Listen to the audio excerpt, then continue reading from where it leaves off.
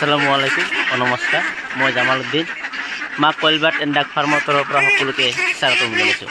আজি নতুন এটা টিউটৰিয়েল লৈ আপোনালোকৰ আগত উপস্থিত হৈছোঁ। সেয়া হৈছে চাওক ইতিমধ্যে আমাৰ হাঁহকেইটা ধৰি আছে, তো বেপাৰী আহিছে। তো বহুত ইতিমধ্যে প্ৰশ্ন কৰিব পাৰে মই হাঁহৰ ফাৰ্ম এৰি দিলোঁ নেকি।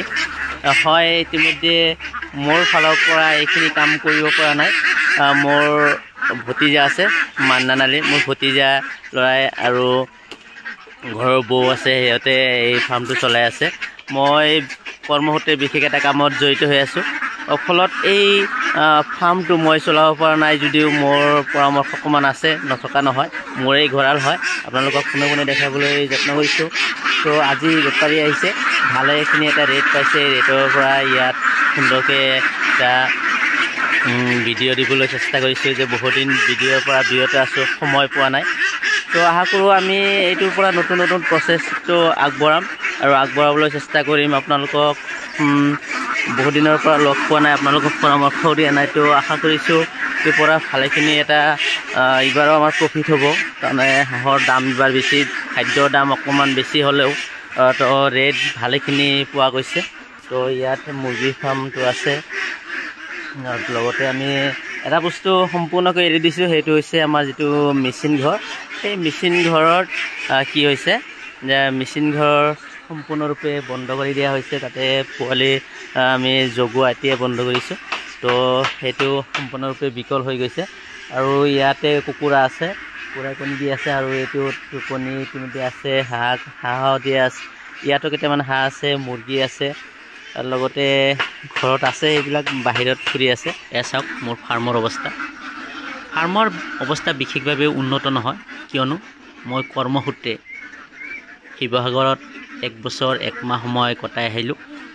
তো এতিয়া আমি পৰিয়ালৰ সৈতে পুনৰ বৰপেটালৈ আহিলোঁ। তো বৰপেটাত আহি এতিয়া ফাৰ্মৰ অৱস্থা উন্নত কৰাৰ কাৰণে চেষ্টা কৰি আছোঁ। ভতিজা ল'ৰাটোৱে কি কৰিছে, এইখিনি ফাৰ্ম চলাই আছে। তো তেখেতক ধন্যবাদ জ্ঞাপন কৰিছোঁ, ধুনীয়াকৈ পৰিচালনা কৰিছে। চাওক হাঁহকেইটা একেবাৰে টাইমত, মানে গোটেই বছৰৰ যিটো ছিজন, আটাইতকৈ এইটো সময়ত আটাইতকৈ বেষ্ট ছিজন বুলি আমি ক'ব পাৰি। এইটো সময়ত হাঁহৰ অত্যাধিক দাম থাকে। তো এই বেচকেইটাও ভালেখিনি গ্ৰোথ হৈছে, 1.5 কেজি প্লাছ হৈ গৈছে। তো বেপাৰী ইতিমধ্যে ল'বলৈ আহিছে। তো আমি যিমান ফাৰ্ম কৰিছোঁ এইবাৰ অকণমান বেছি দামত বিক্ৰী কৰিবলৈ সক্ষম হৈছোঁ। সেইটো হৈছে দামটো তথাপি কৰি দিছোঁ যে 1050 টকা এযোৰ হাঁহত আমি বিক্ৰী কৰিবলৈ সক্ষম হৈছোঁ। তো এইবাৰ খৰচৰ মাত্ৰা বেছি হৈছে, কিয়নো দানাৰ অত্যাধিক দাম। অসমত দানাৰ দাম ইমান কেনেকৈ হ'ল এইটো ভাবি পোৱা নাই। চাওক অসমত ফাৰ্মৰ সংখ্যা দিনক দিনে কমিবলৈ ধৰিছে। ইয়াৰ কাৰণটো হৈছে অত্যাধিক দানাৰ দাম বৃদ্ধি, ঔষধ পাতিৰ দাম বৃদ্ধি। তো নাজানো পৰৱৰ্তী সময়ত কেনেকুৱাভাৱে গ্ৰোথ হ'বনে নাই, তথা অনাগত দিনত আগবাঢ়িব পাৰিবনে নাই। আপোনালোকে অসমৰ কোন কোন ঠাইৰ পৰা হাঁহ কুকুৰা পালন কৰিছে তথা ফাৰ্ম আৰম্ভ কৰিছে, এই বিষয়ে অকণমান জনাব।